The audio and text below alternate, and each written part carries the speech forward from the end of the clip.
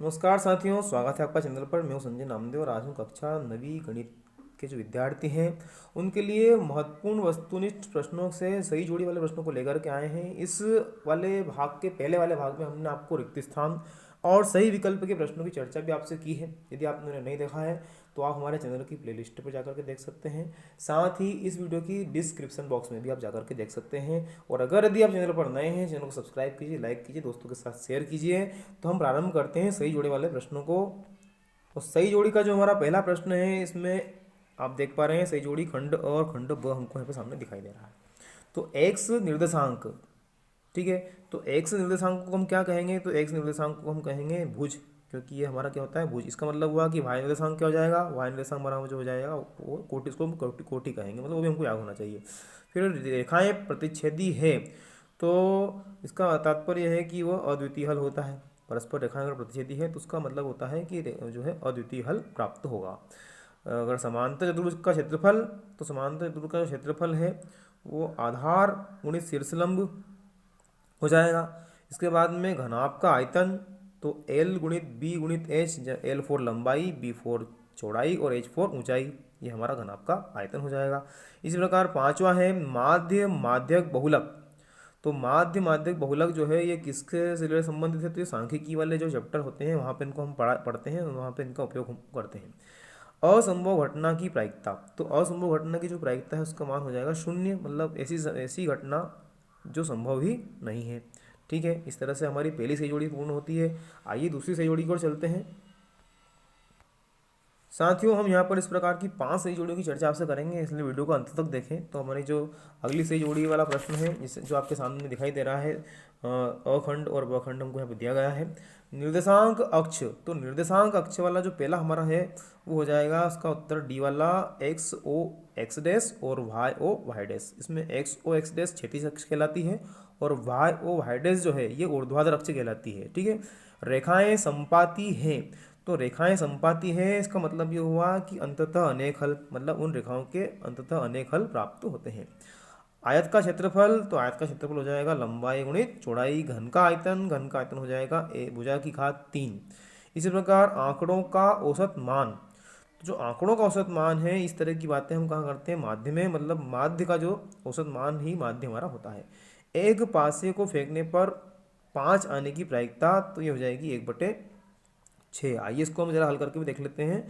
इसका हल देखते हैं। एक पासे को फेंक पर ऊपर जो 5 आता है, तो सबसे पहले तो हम लिखेंगे एस बराबर, क्योंकि पासे में कुल संभावना है 1 2 3 4 5 और 6।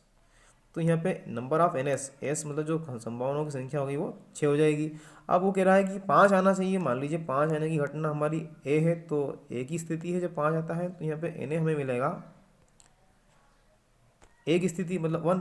तो यहाँ जो हमारी प्रायिकता हो जाएगी वो क्या हो जाएगी? प्रायिकता P बराबर हो जाएगा हमारा Na/NS। तो ये हो जाएगा 1/6। इस तरह से इसका जो ए वाला उत्तर है यही हमारा सामने वाला सही हो जाएगा और उसका उत्तर हमें मिलेगा 1/6। इसके बाद हमारी जो तीसरा जो प्रश्न है सही जोड़ी का, आप देख पा रहे हैं पहला वाला प्रश्न थोड़ा सा हाथ से लिखा हुआ है, लेकिन चूंकि 24 हो रहा था तो हमने उसको हाथ से लिख करके बताने का प्रयास किया है। एक्स और वाई के निर्देशांक का जो युग्म है ना, तो वो उसको किस रूप में लिखा जाता है? उसको कार्तीय युग्म कहते हैं और उसको एक्स वाई के रूप में लिखते हैं, जहाँ एक्स क्या होता है? भुज होता है, और जो वाई होता है वो कहलाता है कोटि। इसके बाद में 3/7 दूसरे वाले का देखें तो 3/7 का चतुर्थांश होगा, जो कि एक्स मतलब भुज वाला जो मान है 3 वो प्लस का है, और वो कोटि जो मतलब वाई का मान है वो 7 वो भी प्लस का है।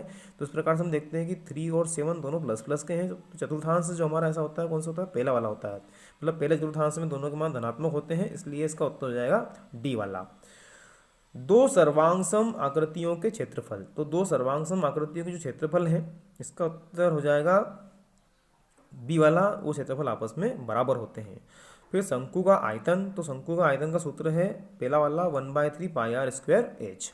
अंतिम बारंबारता वाला पद, सॉरी अधिकतम अधिकतम बारंबारता वाला, मतलब जिसकी बारंबारता सर्वाधिक हो वो क्या कहलाता है? तो वो बहुलक हो जाता है। किसी निश्चित घटना की प्रायिकता 1 होती है, असंभव घटना की प्रायिकता 0 और निश्चित घटना की प्रायिकता 1 होती है। ठीक है, इसके बाद सही जोड़ी का हमारा जो अगला प्रश्न है उसकी यदि हम चर्चा करें आपसे, तो इस प्रश्न में आप देखिए कि बिंदु 2 3 का भुज, तो बिंदु 2 3 का जो भुज है वो यहाँ पे क्या होगा, तो वो होगा हमारा बी वाला। दो भुज मतलब फर्स्ट स्थिति में तो भुज और 3 क्या होगी, इसकी कोटि होगी। बहुपद एक्स की घात 3 धन एक्स की घात 2 धन 5 की घात होगी। यहाँ पे बड़ी से बड़ी घात क्या है, 3 घात है, तो इसका उत्तर हो जाएगा ई वाला, तीसरा हो जाएगा, 3 आ जाएगा इसमें। मूल बिंदु के निर्देशांक, तो मूल बिंदु के निर्देशांक 0 0 होते हैं, एक्स का मान भी 0 और वाई का मान भी 0 होता है। बहुपद 2x धन 5 का शून्यक, तो वो हो जाएगा ऋण के 5/2।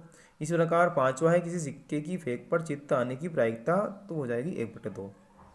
अब यहाँ पर जो बहुपद वाला प्रश्न है इसकी हम चर्चा आपसे कर लेते हैं कि इसका 5/2 कैसे आता है। तो जो बहुपद का शून्य हम ज्ञात करते हैं, तो x+5 को 0 के बराबर लिख देते हैं पहले तो। फिर ये 2x = 5 उधर जाएगा तो माइनस का हो जाएगा। इसके बाद में x = हो जाएगा हमारा -5/2, मतलब 2 जो है बटे में आ जाएगा। इस तरह से हमें जो x का मान प्राप्त हो गया, प्राप्त हुआ -5/2 प्राप्त हुआ, और x का यही मान जो है हमारा बहुपद का शून्य कहलाता है। इस तरह से इसका उत्तर -5/2 होगा। अब इसी का अगला हमारा जो है इसको भी कंफर्म कर लेते हैं कि किसी सिक्के की फेंक में चित्त आने की जो प्रायिकता है 1/2 कैसे होती है। तो देखिए यहाँ पर संभावना, जो सिक्के को फेंकने पर जो कुल संभावना होती है वो होती है एक तो एच और एक होती है टेल। तो चूंकि कुल कंडीशन कितनी हो गई, नंबर ऑफ एस यहाँ पे हो गया 2। अब वो कह रहा है कि चित्त आने की प्रायिकता, मान लेते हैं वो घटना हमारी क्या है, वो ए है, तो चित्त एक ही बार आता है। तो नंबर ऑफ ए जो हमें मिलेगा वो क्या मिलेगा, वो मिलेगा 1, मतलब एक स्थिति है इसकी।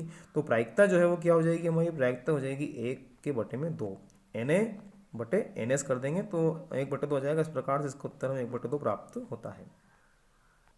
अगला और अंतिम सही जोड़ी का जो हमारा प्रश्न है, एक संगत रेखा दोनों ओर अनिश्चित रूप से बढ़ाई जा सकती है। समांतर चतुर्भुज, तो समांतर चतुर्भुज का उत्तर हो जाएगा कि सम्मुख भुजाएं बराबर होती है। दो बराबर वृत्त की त्रिज्याएं जो होगी, तो इसका उत्तर हो जाएगा डी वाला, आपस में बराबर होगी। एक ही रेखा के समांतर खींची गई दो रेखाएं समांतर होती है परस्पर। माध्यिकाओं के संगमन बिंदु को कहते हैं, तो माध्यिकाओं के संगमन बिंदु को हम कहते हैं केंद्रक। माध्यिकाओं का संगमन बिंदु क्या कहलाता है, केंद्रक कहलाता है। इस तरह से ये हमारी सही जोड़ी समाप्त हो जाती है। तो साथियों आज के भाग में इतना ही। अगले वीडियो में हम आपके साथ में फिर उपस्थित होंगे और उसमें हम पढ़ेंगे अगले टाइप के प्रश्न।